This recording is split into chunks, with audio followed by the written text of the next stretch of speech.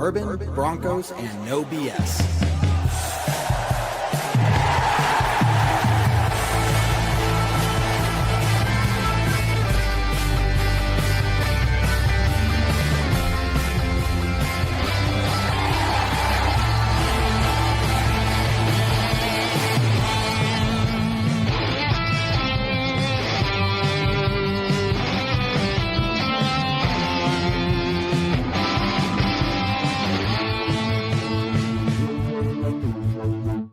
Fans, brews, and Broncos news. What's going on, Broncos country? How are we feeling tonight? Welcome to Bourbon Broncos No BS Postgame Podcast. My name's Kevin, and we got Adam, Scott the Flag Man, we got John, and we are here to celebrate because the Broncos are the first seed in the AFC, getting the bye week. Second goal of Sean Payton's has been accomplished, but now the real work begins. Guys, we're not going to talk too much about the playoffs and everything like that. We're really going to focus on this last game, maybe do some other looking back and everything like that throughout the course of the season to talk about how we got here. If you want to hear more about the playoff implications and who we're looking at and possibly playing the playoffs and all that stuff, make sure you join us tomorrow night on Tuesday at 7 p.m. Mountain Time for another edition of the Bourbon Broncos No BS show then. But tonight, mostly just celebrating the fact we got that number one seed in the AFC. Guys, some great stuff. Before we get into it, we already got a blank comment right off the bat from we know what a blank comment means. It means we got some stars on Facebook. Guys, appreciate your support. If you want to donate, by all means, go ahead. But we just appreciate you guys being fans and tuning in and supporting us more than anything else. But the money does go to some really good causes, if you can tell. Scott's just running out of room for all of his Broncos stuff. So we have an addition planned for his house, and all the funds that you guys send our way are going to go to expanding Scott's house so he can have more Broncos stuff. With that being said, guys, post your comments, post your questions. Let's get into it, man. Adam, start with you, buddy. Here we are, end of the season. Really, the real season is just about to begin, but end of the regular season. Broncos 14-3, better than my prediction of 13-4, better than everybody else's because I know I had the highest one at 13 games. So yeah, John, don't start with me. But Adam, what you got, man? I mean, it's always kind of fun to look at the season in review, especially when you're kind of comparing what we thought would happen versus what did happen. Outside of our boy John, I think this is where we mostly we're at. We're in that 13-4, 14-3 type of range of where this team would be at. To caveat that was after the bye. Okay. I think Kevin's talking about starting the season. Oh, yes. Well, Yeah. I think most of us were around 12-5, 13-4 ish. So I think that we're right about there. It's been, think of it like a 16-round fight, and you got to kind of look at each game as their own individual season and their own individual storylines. To come into summation here after all the peaks and valleys to be the number one overall seed for the road to the Super Bowl to be coming through mile high is just like, this is a year ahead of schedule. This isn't even like, this is Bo Nix's second year.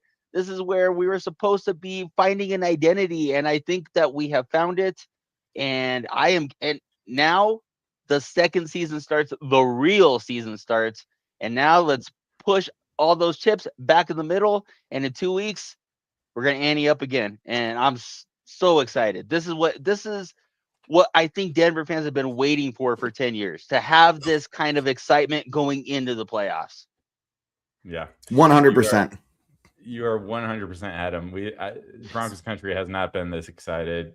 I mean, last season maybe just because we made the playoffs, but nothing like this. And none of us expected to be where we are today. You're right, Kevin. At the start of the season, none of us projected us to be fighting for the number. I will say after the bye, I heard a lot of 13-4s. Man, after the bye. I'm the only one that I recall that said 14-3. So after the bye, initially I did say 15-2, but for different reasons. I changed it to 14-3. And hey, look, I was right. That's all I'm gonna say. I was right. And look, I know this is the post-game show. So we're gonna talk all about this Broncos-Chargers game that we all were forced to watch yesterday. But look, I could not be more ecstatic for where we're at.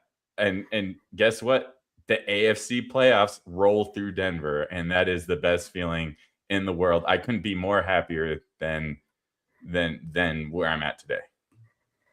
Would you say you'd be happier? You're happier than the Steelers, who won off of Baltimore missing the field goal at the end of the game. I could say that my next big wish is to play the Steelers in 2 weeks. Exactly. Well, Mr. Flagman, dude, we're gonna have a tailgate for a playoff game. You're going to get a new table for people to sign because we ran out of space on this year's table. So we got a playoff table for people to sign when they come to the tailgate. Hopefully it won't be windy like yesterday where, flags are breaking and stuff. But, dude, it's got to be a good feeling, man. I tell you, I am so stoked. For all you guys that have not been around a stadium for playoffs, you got to go, whether you got tickets or don't have tickets.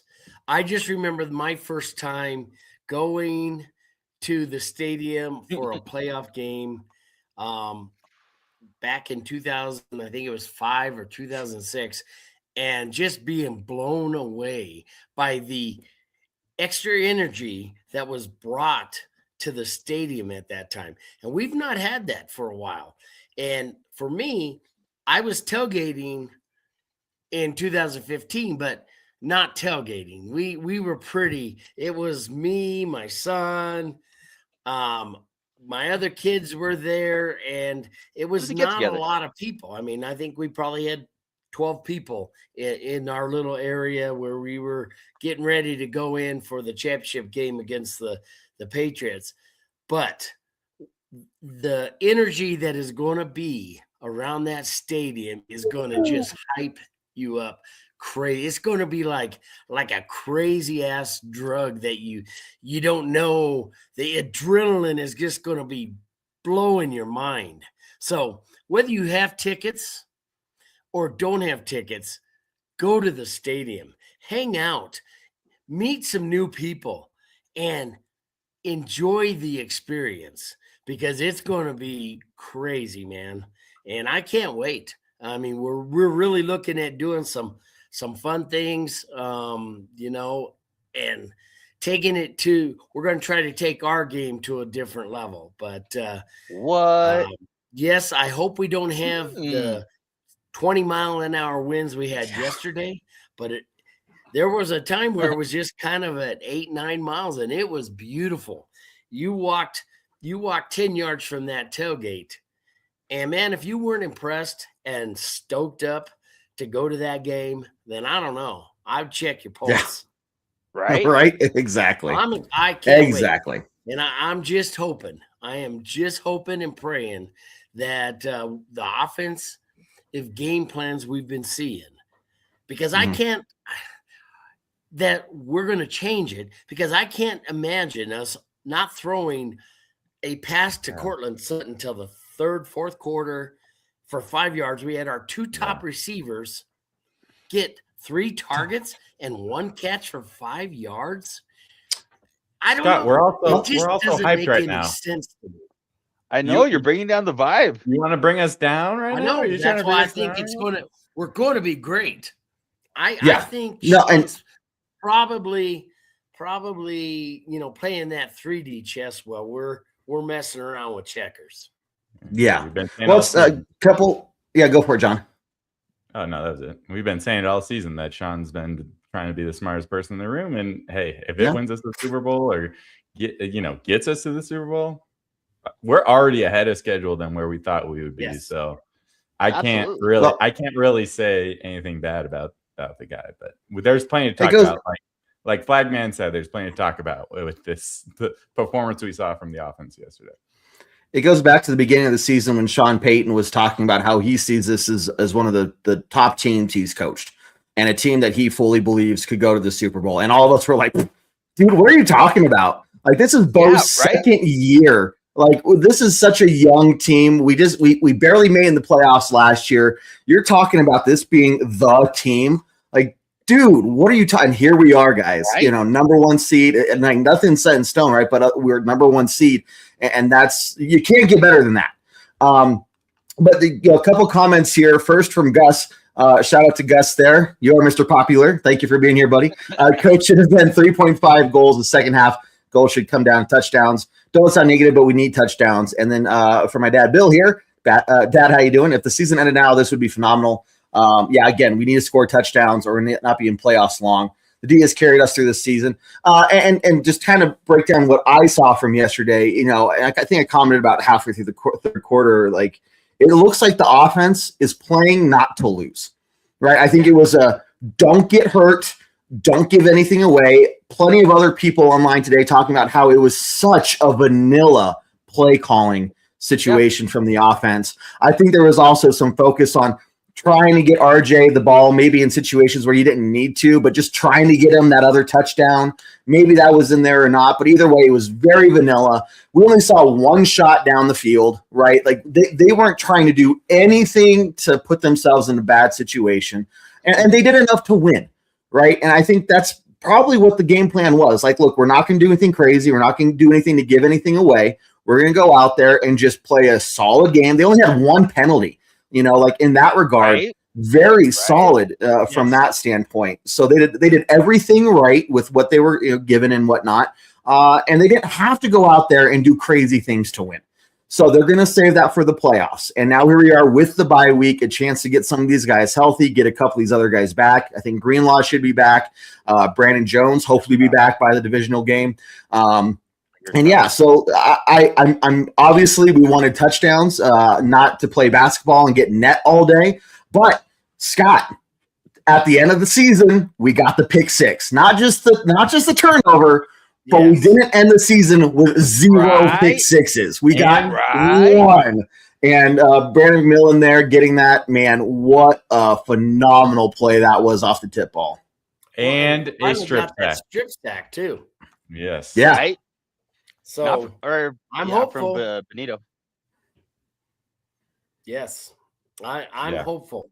And, we haven't seen those long passes we saw at the beginning of the year that were open, and then Bo was just missing them. He had like 5 or 6 of them in the first 4 or 5 weeks. And we're like, man, if he can just connect, and then they've just stopped.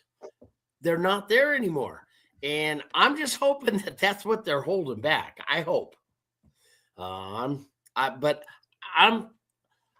think this offense has so much more potential to make some moves. And the defense, I expect to see them just running around like their asses on fire and blowing people up, because that's what the defense is capable of. Scott, no praise for the turnovers here.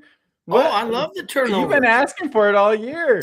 I know. That's what I mean. I was in my seat. The game was defense. I was in my seat, and when I saw McMillan get the ball, I was like, Scott! Yeah, Scott! I was mad because I bet the defense for first touchdown every game. But I was driving back, and my son was doing the bets, and I said, I don't know, give me something. He said, Marvin Mims is at like 2,200. I said, yeah, I'll take Marvin Mims. And then afterwards, he tells me, yeah, the defense was at 23. But I was excited. I'm excited when we can turn the ball over and put some points on the board from it. I don't know that this team can be beat. Absolutely. I mean, how many of our points were because of our defense? Or I'll give special teams credit too, because Mims had at least one, maybe 2 good returns. Put in field goal range. And so, look, I mean, if you take away those defensive opportunities, this is like a 6-3 game. Like, the defense won us this game, in my opinion. Special teams gets its credit. The fans certainly get its credit. But the offense, I don't know what the offense was doing out They there looked yet. great that first drive. The first They drive I really did. love. They looked good. They had a clear game plan. They were running the ball 10 runs and 3 passes on that first drive, and it was working. And then it seemed like that was the game plan for the game. And the Chargers were like, okay, we're taking away the run because clearly that's the game plan. And Broncos were, it seemed like, just satisfied to kind of run the clock, and defense is doing its job. So, they weren't trying. It was vanilla in my mind. This was the most vanilla I think I've seen this offense all year. And we've seen the offense struggle this year. And for me, what it comes down to, Sean Payton told me directly. You specifically. Just me. It rang John. That this was going to be a playoff game. And I'm sorry, but I did not see a playoff offense in this game at all. No. And, the first drive, okay, we go down and get in field goal range. We get into a 1st and goal situation, and we can't score a touchdown. That's frustrating, and Absolutely. I can get over that. It's the first drive of the game. We kick a field goal instead, but I need to see touchdowns later on to make up for that, and we didn't see it. And I think we got into another, 1st and goal maybe situation later on in the game. Mm-hmm. Once again, kick the field goal, and I get it. I do think that the game plan, I feel lied to, first of all.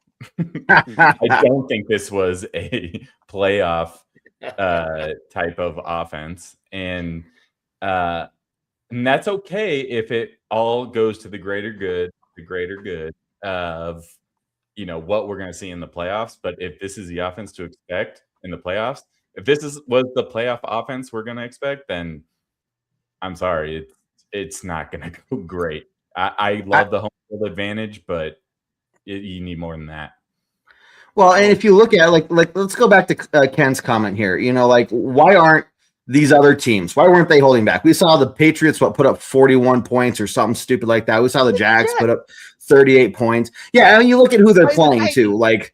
The Chargers are still a playoff team, right? They were sitting some players, but there were still a lot of other players I get that they're banged up, but they still wanted to ruin the Broncos' chances, right? They wanted to go out there and do something, but these other teams had nothing else to play for on their own.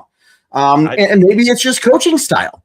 This was a Sean Payton decision, but I can't sit here and be too worried about this offense.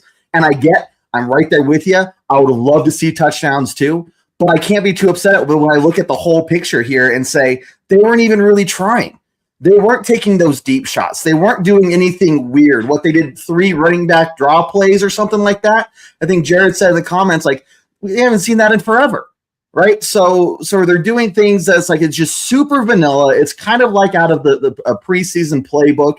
And so I got to imagine that whatever they have planned for the playoffs is much bigger and much more dangerous than what they were doing yesterday. If we went out there yesterday and we were taking shots down the field, we were doing these crazy things, and it still looked like that, then I'd be like, well, okay, well, we were actually trying and it looked bad. It looked like we were giving 60% effort, and it resulted in a 19-3 game or whatever the score was. So, okay, I'm okay with that because we looked like we were giving half effort to begin with. So. Go for it, Adam. I think there is something to say for having a vanilla game plan. However, you can still execute a vanilla game plan a little bit better than what was executed yesterday. Quinn Miners had a terrible game yesterday. Got blown up on more than one occasion. Bo, has had those weird off games. Was not very accurate yesterday. The protection yesterday was not very good.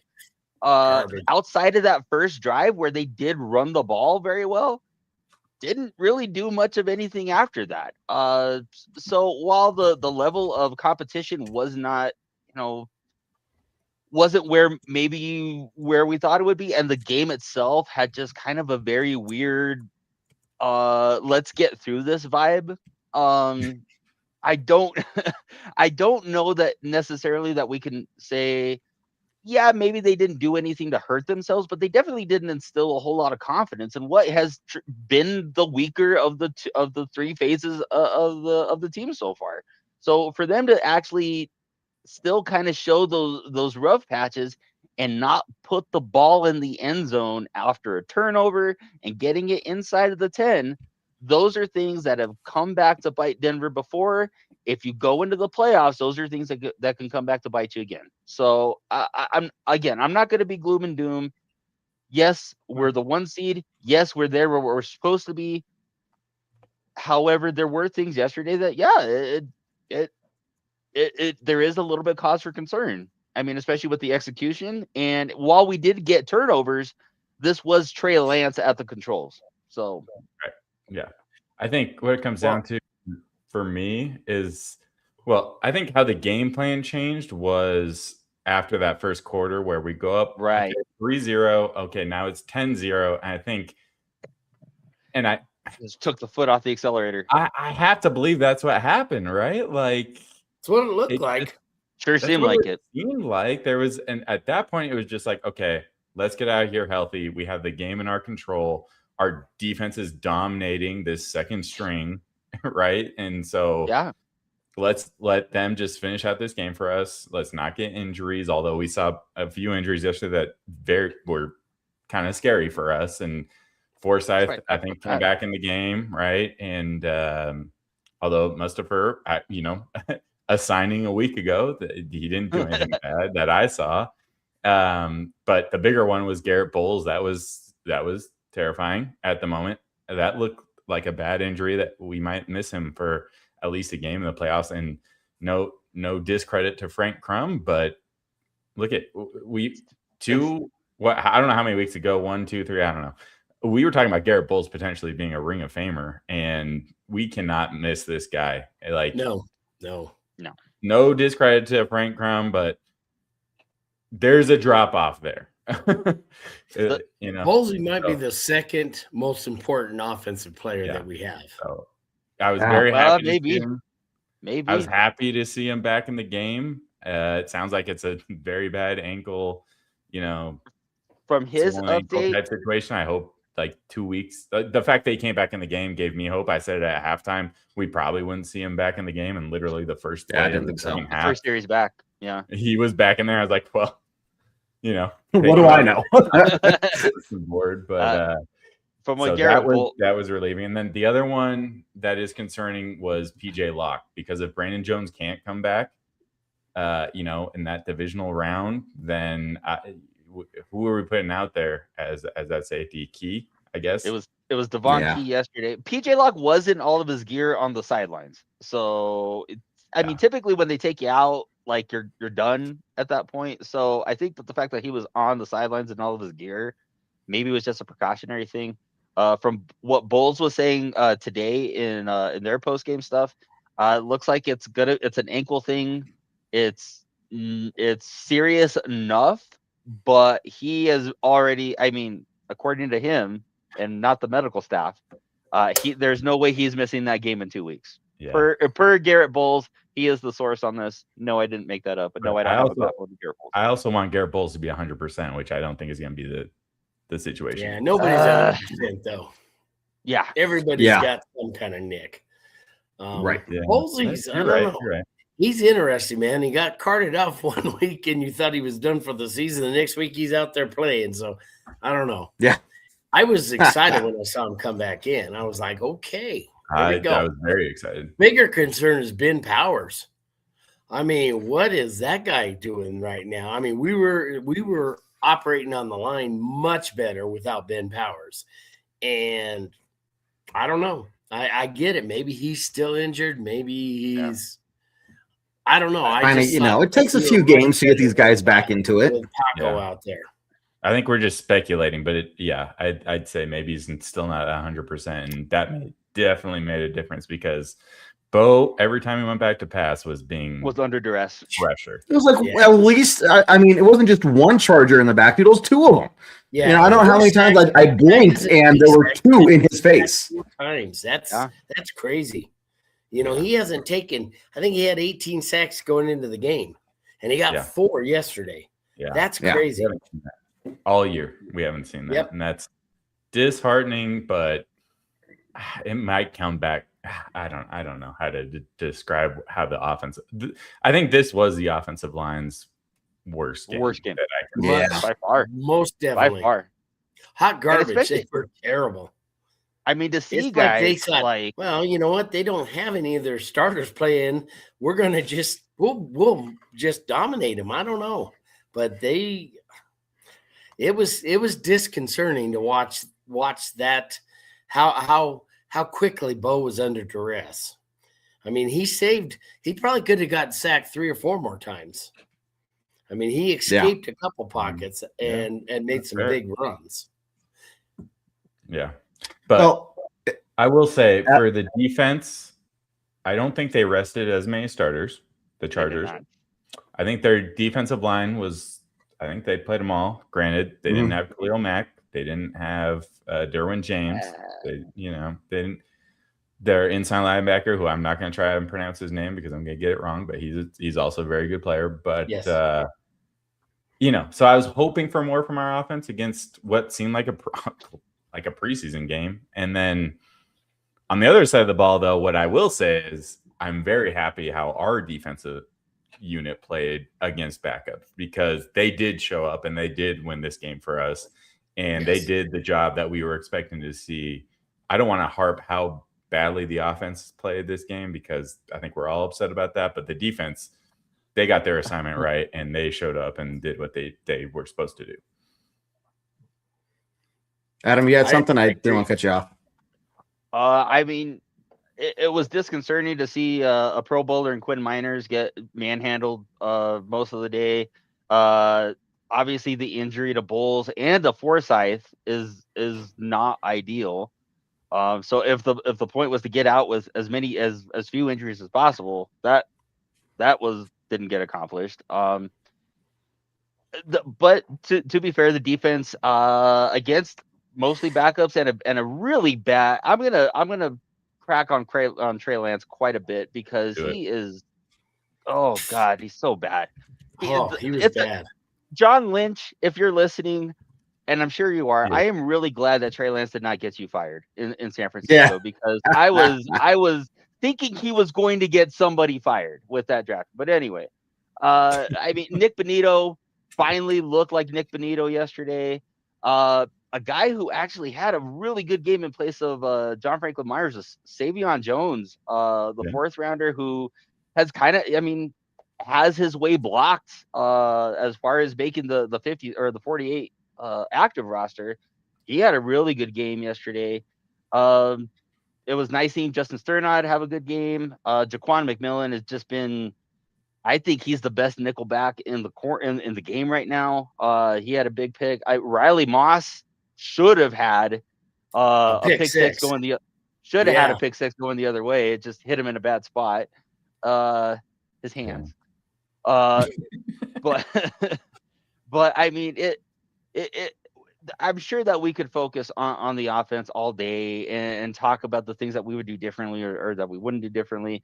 But it is an encouraging sign that the strongest facet of the team played pretty well yesterday, all things considered. Yeah, and even with some injuries. And it goes back to what I was saying, several weeks ago, and I've said multiple times since then, is the depth on this team is really freaking good. And I think you can make an argument that is the best depth in the league. Normally when, you lose a big guy or something, just one or maybe even 2 players like that just makes things infinitely harder to maintain the level of performance. But we've seen guys go down and step in, next man up mentality. You don't want to see necessarily somebody like Keys out on the field, but when they're out there, they're still they're doing their job, right? They're not maybe superstar level, but they're still doing their job. They're not causing mistakes. They're not causing errors, drawing penalties, all that stuff, right? So it's really good to see these guys just have that culture, that mentality of next man up means something. It doesn't just mean that you're a body on the field to take up a spot to make sure we have 11 guys on the field. It's you're in that role and you're expected to do your job, and they are, and game in and game out. So there are a lot of good things here to see. That this bye week is going to be really good to get us healthy.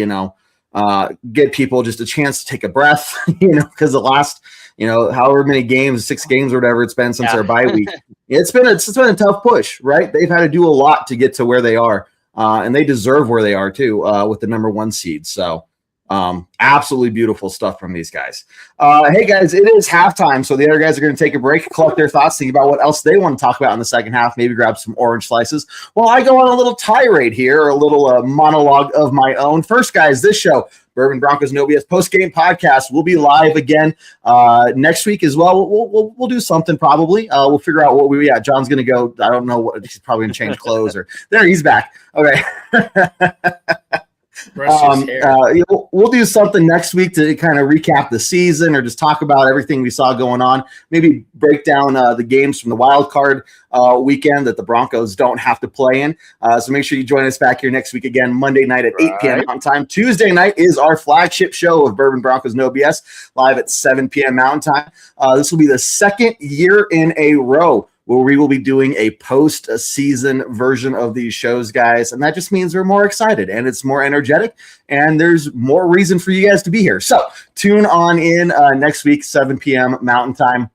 Also got the pregame podcast. No pregame podcast this week, obviously, because there's no Broncos game. But look for it the week after and get ready for whatever divisional matchup we have here in Denver. Game day. We do have our live tailgate talk show 1 hour before kickoff to include the score prediction challenge. Your chance to win a Broncos jersey on us if you get the score prediction correctly. So make sure you tune in for that show. And then also our live halftime hash show. We are the original live halftime show. So make sure you tune in. It is our claim to fame here. As we've been doing this for 10 years now, we've done a lot of things, but that is one thing that we definitely started before anyone else. And I will claim that till the day I die. Also, guys, make sure you check out broncosandbourbon.com. Our website is up and running.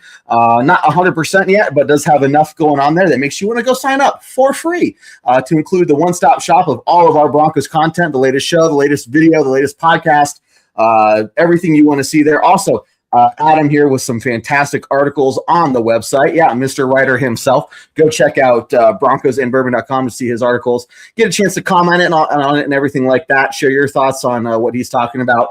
This last week's talking about RJ Harvey and kind of giving you some background on this guy as he's an up-and-comer because I think he's definitely going to be the Broncos' number 1 running back for the foreseeable future. He's earned that role for sure.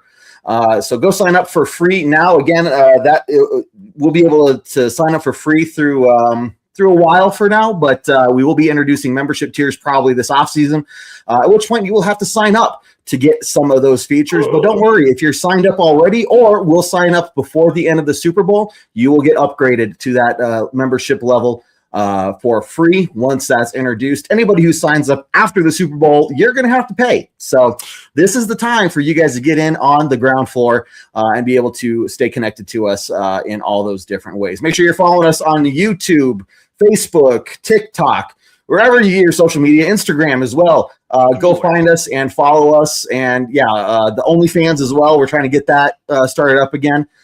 Jared's been posting some things that I find a little too risque, but I don't know. That's just me, and maybe because it's just Jared. But just kidding. Not on OnlyFans, but hey, you got to make money somehow. Hey, things are rough out there, man. We got to pay the bill somehow. I'm just saying. I'm just saying. Guys, leave your gavels at home and stop judging, okay? Look, guys, it's great stuff. So make sure you go sign up. And we are going to be here for you guys throughout all of the postseason, probably, hopefully, for quite a while now. So we will see what happens. We could be going on into February. And whatever the case is, guys, when the Broncos season ends, because eventually it will end one way or the other. We will be doing another edition of our annual fan appreciation episode. So watch out for that. We'll give you guys a week or so heads up of when that's going to be. But you know how that works. You tune in and you get a chance to win one of many prizes we give away to say thank you to all of you guys for supporting us over the last year. And this year, especially as we celebrate our 10th year of Bourbon, Broncos, and No BS. Didn't think we would didn't even think about getting to 10 years when we started this, and now I can't help but wondering what year 20 is going to look like. So either way, let's celebrate year 10 and make sure you tune in to the Fan Appreciation Show at the end of the season. With that being said, guys, let's get back into the conversation. Lots of more good things to talk about. Guys, I just want to say it again because it's so beautiful to say. Number 1 seed in the AFC. And for as much as I hate the Raiders, I do have to thank ex-Raiders head coach Pete Carroll for being a big part of the reason why we got the number 1 seed. Yes. Because the tiebreaker between the Patriots and us came down to the Raiders game. It was the 4th level of tiebreakers between us and the Patriots, and that difference there between common opponents. We were 6-0 against them. The Pats were only 5-1 with that one loss coming to the Raiders in week 1. So even though the Raiders only won 3 games this year, one of those games was very important to us. So I'm going to give a tip of the hat to Pete Carroll, even though we're probably not going to see him in the NFL ever again. The Raiders, I think, destroyed. And we salute you, man. Mile high salute. But to the Raiders, thank you very much for helping us out in that regard. And the Patriots just having to play this weekend. And normally, the 7th seed, you would think, the 2 seed versus 7th seed, pretty clear advantage to the 2 seed. But this week, the Patriots versus the Chargers, I don't know. That could be a very interesting game. And look, if the Chargers do find a way to upset the Patriots, I know it's a bit of a long shot, but if that were to happen, we would be seeing the Patriots again in the divisional matchup game. So there's a lot of things to watch out for this week, a lot of different potential outcomes. But guys, it's just interesting to see, again, looking back over the course of the season, what the Broncos did to put themselves in this situation and overcoming a lot of obstacles. And I know the games weren't pretty. I know there was a factor there of people wanting more touchdowns or a better score or whatever. You can call us frauds. At the end of the day, a win is a win, and we got enough of them. So, I mean, what do you think, guys? What's on your mind? Well, the divisional game that the Pats have is actually very, very interesting, and I think maybe that's why. I mean, it's weird to almost feel like be comfortable being the 7th seed and going on the road for the first round. I know I would like to thank Pete Carroll. I think he's probably sleeping, because he's old and in bed. He probably doesn't even know he's been fired yet. He still hasn't woken up from his season end nap. Hibernation. It would make a lot of sense with how the Raiders played, but anyway. I mean, what I don't think that we're that maybe losing sight of a little bit is that if the Chargers win their playoff game, they're automatically going to come back to Denver since they're the lowest seed and we play the lowest seed. And playing a divisional rival 3 times in one season and beating them twice is not an easy feat. So that is also probably one of the bigger reasons why there was not a lot shown yesterday. Now, do I think that really matters, especially when you're playing somebody in the division?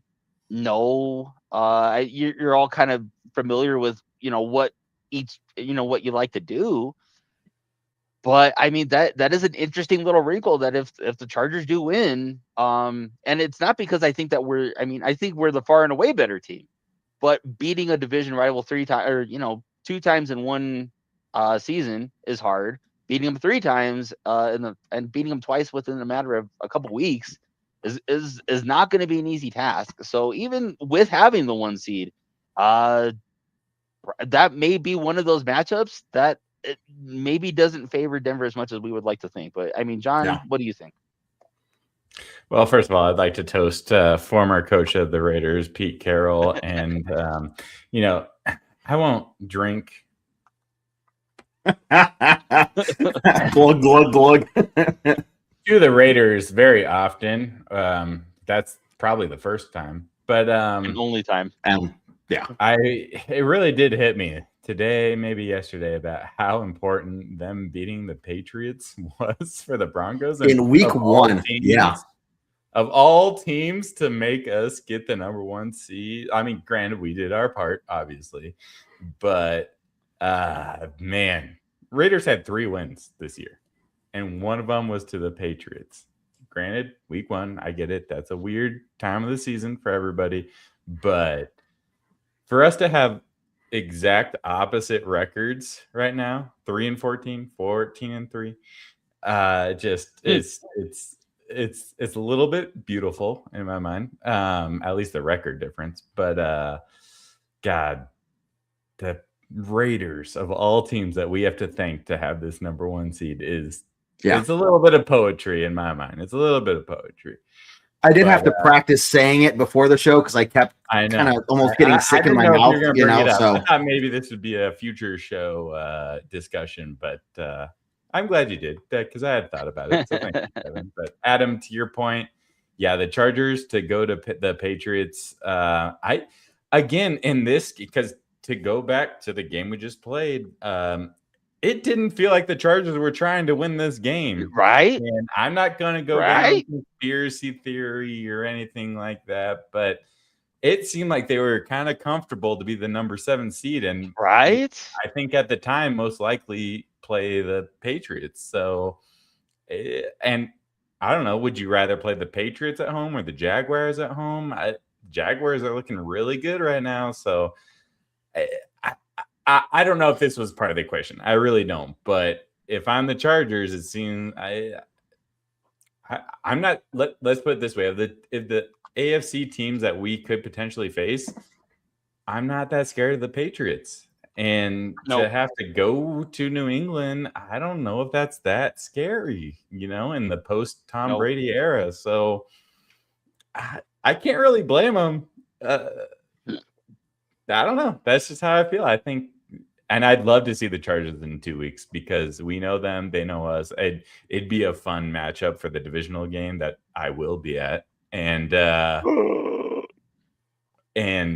man, that'd be a fun matchup. And I'd much rather see the Chargers than, I don't know, the Texans, the Bills. Yeah. That is true. Yep. I think Steelers, please. I'd love to see the Steelers. I just all this talk about this Charger team, they act like they kicked our ass by 30 points at the beginning of the year. They won on a last-second field goal. We had them beat. That was the one game where our defense, one of the 2 games, our defense didn't stop the other team before they could get in field goal range. The Chargers don't intimidate me one little bit. They don't intimidate. Flagman, we were never leading in that game, I don't think. Yeah, we were. We were tied 20-20, and they won it on the last-second field goal by 3 points. No, I think we were leading when they went down and scored that. I think you're thinking of the Colts game, which was a week before. We were never behind in that game. We were leading in the fourth quarter. We never drilled in the fourth quarter. And they went down and their last possession. In fact, we were up, I think, by 2 touchdowns or 10 points at one point. And they came back and we let them go on 2 different drives. And then we let them go down and kick the final field goal at the end of the game. I will say this. The Chargers did not kick anybody's ass when they played us at all. When I watched that game, I felt like we never were in that game against the Chargers, and I was shocked. We were. So I checked it. I'm going to stop you right here, John. I fact checked you. I'm not talking about the score. I'm talking about how we played. Okay, this last time. Okay. Second half, yes, the Broncos did lead against the Chargers in the first game. For a touchdown on a great catch and run. They were leading 17-10 at one point, and 2013. And then 2013. Then the end of the game happened.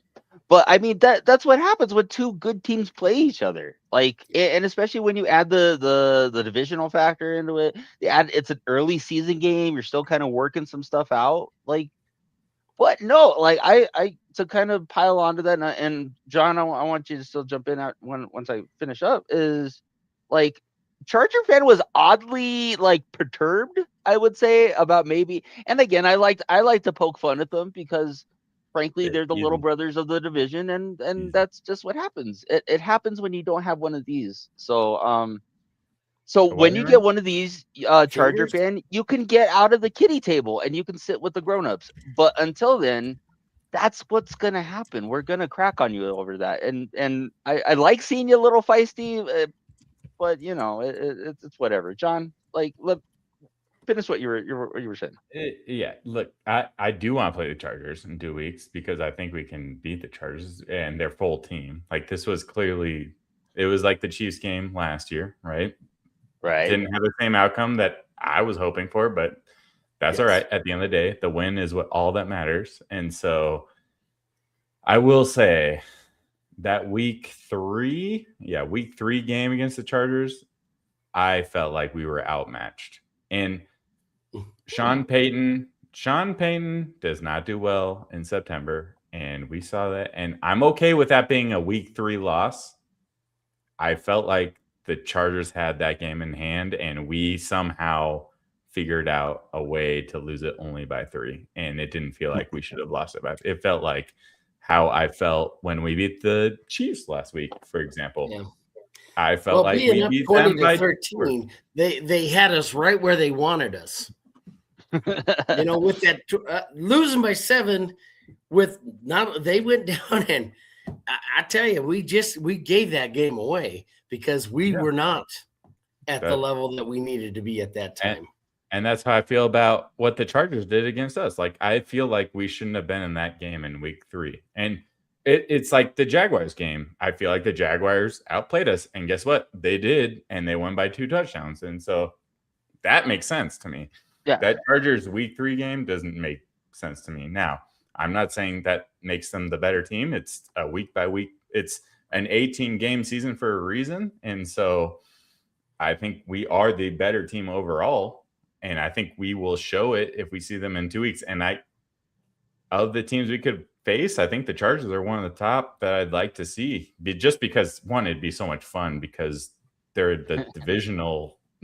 And we're so past the post-game show at this point. That's okay. We talked about enough of the game, I think. Everyone knows the offense didn't really do much of anything. It was boring, and the defense showed up. So I fear the Bills more than anybody, and I don't think they're that great of a team, but they do have the best quarterback, and they have a quarterback that is a difference maker way more than Stroud or even Herbert. I mean, I saw what the Texans did to Herbert because their offensive line is pretty garbage, and I think that is a good point. Thing. I think it would be hard for Herbert to be slinging around when he's lying on his back. Yeah. But, you know, I tell you, Allen scares me a little bit.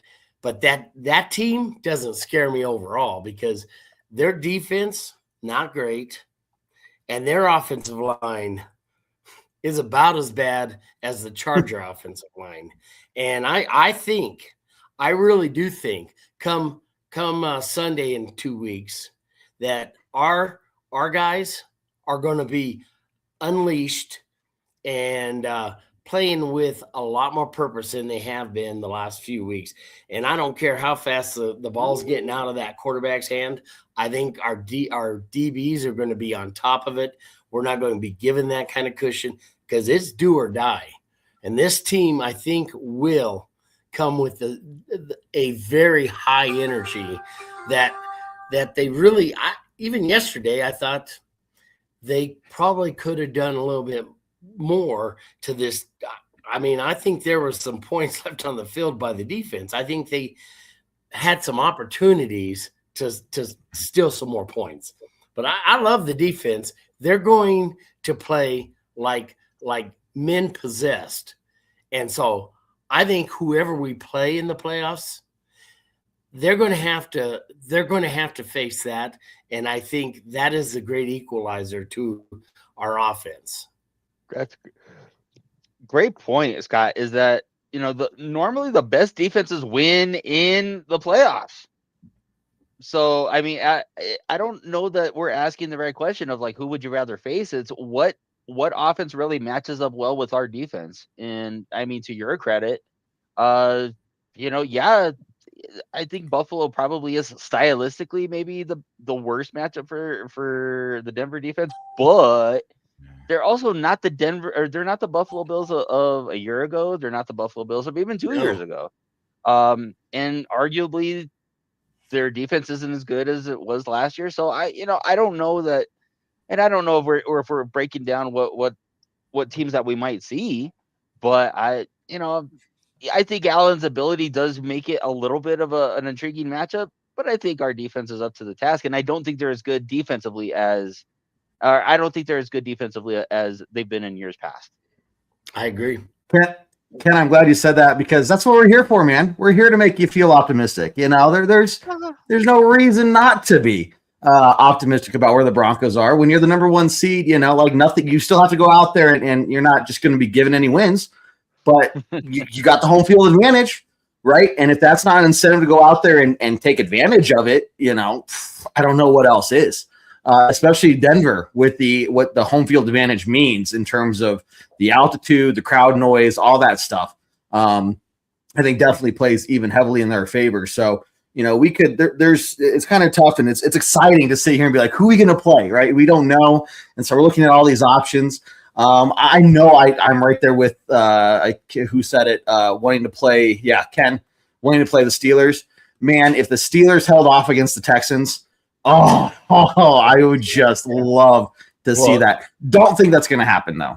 Not only that, but the Bills and the Chargers also have to lose for that to make. Right. So, but I think it's a safe bet. I think you could probably make a safe bet. John, you're the betting guy. Like, would you put money on the Patriots and the Jaguars to win, or would you be like, one of those teams I think would be a good enough chance of upsetting that I could put money on the Bills or the Texan or the. I'll tell you what, I'm putting money on all three. I'm putting money on all 3 wild card teams in both conferences to win this week because the wild card teams are scarier than the divisional winners. Right? I'm just saying, like, I don't want to play the Bills. I'd rather play the Patriots. I don't want to. Well, the Chargers are different, but I don't want to play the Texans. I'd rather play the Jaguars, even though the Jaguars. Okay, they did have our number a week ago or 2 weeks ago, but the Texans are scarier. I'm sorry, it's just I want the home teams to win this week, at least in the AFC. Broncos are as optimistic as Adam's beers. I think they're a little more optimistic than that because probably more like mine. It's so I don't know either. Rude. It's really filling in right here, Don. Yeah. Well, that's a style thing. First of all, that's a style thing. Adam is going for that look, and I don't think it's a bad look. Thanks, buddy. Adam, I think that don't be ashamed. Don't be ashamed. I will say, if I'm going to take any styling advice from any of you guys, it would be John. I got to at least once you showed it. That's becoming a tradition. You just gotta. It's too much to admire, man. It's almost as beautiful as the Broncos being the number 1 seed. Almost. Let's do some closing thoughts here, guys. But before we do, because believe it, I kind of looked at the clock. I'm like, holy crap, it's already that time. Before we get to some closing thoughts, guys, stick around. You're not going to want to miss out what we have to say in the end of the show here. But first off, guys, remember tomorrow night, 7 p.m. Mountain Time. We are live again for another episode of Bourbon Broncos No BS.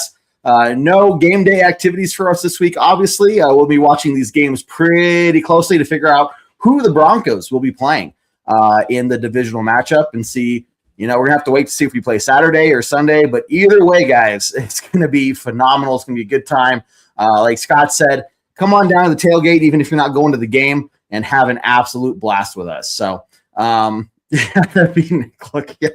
good stuff. So, guys, I'm glad you're here with us. Appreciate you guys tuning in, but I think it's time to go around the horn and see what we have to, close this thing out. Scott, let's start with you, buddy, man. How you feeling? What you thinking? It's nice to have this week off, buddy. And it's just, it's exciting. It's just so exciting. Well, first off, I want John to understand I love our defense. Our defense is the best part of this team, but we're going to need more if we're going to go far in these playoffs. We're going to need more. And like I said, I'm not trying to be critical of the defense. I mean, they've held teams under control and are the biggest part of why we've won this year. So I love the defense. I think there's a lot more that they can bring to the table. And again, I keep harping on turnovers. Turnovers are what's going to put us over the edge. And I'd agree with that. You know, I mean, yesterday that was the one touchdown that we got. But after that, the game, nobody was worried about the Chargers coming back. Nobody said, oh, my God, we need to get this big stop. Except Tony Romo. The Chargers sucked. And they better hope Herbert doesn't break his other hand in the playoff game, because if they got to go with Trey Lance, they are in major trouble. But I have full confidence that we're going to start seeing some offense. I have even more confidence that the defense is going to just amp it up a couple more notches, because I think they still have that in their bag. And I'm confident with whoever we play. I'm not scared of anybody in the AFC right now that we would face, especially at home. So I'm ready. I can't wait to see who we play, and I can't wait to walk into that stadium and then walk out moving on to the championship game. So I just don't want anybody misrepresenting me saying the defense needs to be better. I mean, they can be so much better. I think there's a lot of room for them to bring it. And like I said, they want to be compared to 2015. Go back and watch those two teams when they were in the playoffs. It was a different level of nasty. Gotta get one of these. Yep. Well, John, sir, here we are, end of the show, end of the regular season. A lot more football left to be talked about, but what you thinking? Scott, Mr. Flagman, I respect you so much.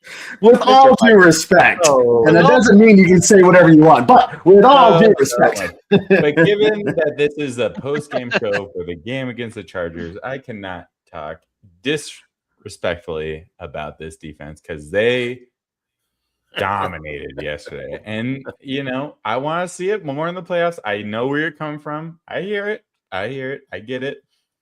They dominated. Like, they just dominated. You can't say that they weren't the reason that we won this game. And, yeah, maybe say that. Won a close game, a close, bad game against this Chargers team without them. But I just got to say that, you know, I want more from this offense. We said it. We talked about it. We talked about it at the beginning. We've talked about it throughout the show. I don't think this was our best showing, and I think I hope it was on purpose, as far as just not opening up the playbook. I hope it was tailored down and just, all right, run out the clock. But, I mean, this is one of the first games where we outrushed or had more rushing plays than passing plays, which I don't know if we've said that at all this year. But no, it doesn't really matter when you are rushing for like 2 yards a play. So come on, more. So at the end of the day, I'm gonna see more from this team. I know I will in the divisional round, because I'll be there live. I'll be at Flagman's tailgate, and for anyone that will be there, come. You're welcome. Everyone is welcome. You are all friends. Kevin, I'm sure will be there. Adam, come. Flagman will be there. So maybe I can make an appearance. Are you gonna be there? Are you gonna be there? Can you be there? Well, I won't maybe. have. I will unless something miraculous happens. I won't have a ticket. So But you don't need a ticket to go to tailgate. that is Nope. that is 1,000% true. That is 1,000% true. Free to get in. That is true. I'll end my thoughts. Adam, you can go. Oh, are you sure, buddy? I don't want to cut you off. Yeah, I'm sorry. I was rambling, so you good. You're good. So I'm gonna choose the hype man way to end this. And I, James, am kind of the same mind. If you are scared of anybody, go to church, baby, because I am not scared of anybody. The Chargers, give me a break. That's why we say the Chargers are gonna charger, because again, you're sitting at the kiddie table of the division. I'm sorry. I'm really not sorry. Okay. The Texans been there, done that. We're gonna, if you bring CJ Stroud's gonna have PTSD flashbacks of Chris Abrams-Draine putting his helmet in his back by way of his chest. The Steelers? Don't make me laugh with Aaron Rodgers, really? I have this visual of Aaron Rodgers running for his life for most of the game. And as far as the Bills go, the best part of the Bills is Haley Steinfeld, as far as I'm concerned. So if any of you guys think that your guys are you get a date with us in Denver, give me a break. You want to go to New England or somewhere else. You don't want to come to Denver, because I promise you that stadium has been live and been hype for this whole month leading into the playoffs. And if the Broncos have another gear, I know we as fans have another gear when that divisional game comes around. And I wish I could suit up. I wish I could suit up. Maybe that's why the Chargers didn't want to win, because they didn't want to go to Denver next week. Yeah. I don't have any tinfoil to put on my hat, but I wouldn't rule that out. I wouldn't rule that out. Yeah. You never know. You never know, guys. There's definitely things that go. I mean, these coaches, they know what they're doing, right? They understand the implications and everything better than we do. So to say that they're not even at least thinking about it, I don't know. But it's interesting to just sit here and talk about all these potential playoff games that we could be facing, or whatever it is. But yeah, like Jose says, it's either going to be the 17th or the 18th. We're going to have to wait to see. And it really doesn't matter when we play, because it's going to be in Denver, and it's going to be phenomenal. Look, you get these guys set up, they're healthy, and we know that Sean Payton just does a really good job getting his team ready for any situation. I would say, except for Thursday night games, is maybe his weak area if he has one. But especially for the playoffs, every one of Sean Payton's playoff teams have always been ready to go, right? Last year, obviously, we got into the playoffs. It looked good at the beginning, but these guys, it was a super young team with a rookie quarterback, right? And these guys have that idea now of what they need to do, the level at which they need to perform at. To win. Yeah, it's a home game and they have that advantage, but that doesn't mean that they can just, take their foot off the gas a little bit. Like, it's go time. If there's a time to go pedal the metal, it's now. So they have their reputation on the line. They know what people outside of Broncos country are saying. They're saying we're going to be one and done. Nobody's picking the Broncos to win in the first round. Every prediction I see of whoever wins the wild card games, whoever the Broncos are facing, all of them have the Broncos losing to whoever we play. And so nobody like go out. That's been the same story all year long. Go out there, shut them up once again, and just take care of business. So these guys, and look, James, I'm going to tell you right now, Sean Payton,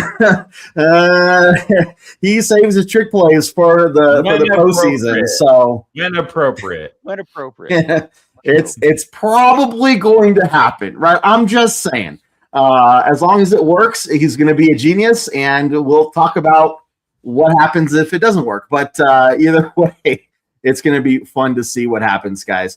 So make sure you stick around. Keep coming back to these shows. Tomorrow night, we're live again at 7 p.m. Mountain Time, taking some more of your comments and questions as we look forward to who all we could play and what the Broncos have done this season. But Adam, John, Scott, Mr. Flagman, you guys are phenomenal. I appreciate all your guys' inputs and everything you have to say and the energy you bring to the show. Everybody in the comments, you guys are phenomenal fans. We appreciate you more than you know. And that's why we do the show, is for you guys. So keep coming around. We'll be here. And it's going to be a fantastic postseason for the Broncos. But with that being said, guys, I've got nothing left to say other than end this show, as we always do, on a very strong Go Broncos! Go Broncos! Let's Go baby. Broncos! Let's fucking go!